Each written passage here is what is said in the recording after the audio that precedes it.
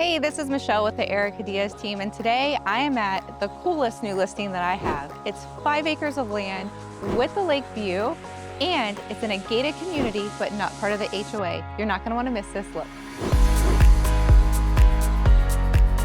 If you're someone that likes to garden, this is an amazing property for you.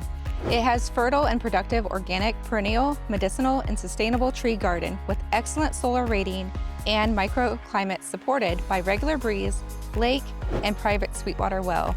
It's surrounded by 100+ oaks with 10+ mature pine for soil building and on-site natural materials such as straw, wood, and cones. You're surrounded by multiple fruit trees. We have peach trees, banana trees, avocado trees, mango trees, and fig trees are just to name a few.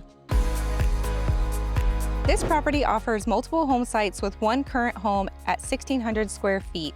It's zoned agriculture in a gated community with no HOA expense or oversight. It offers over 300-foot frontage of Cook Lake with private access. This 5-acre property is private, quiet, with an excellent lake view for viewing bald eagles, hawks, owls, and cranes, and many other birds visit this property regularly.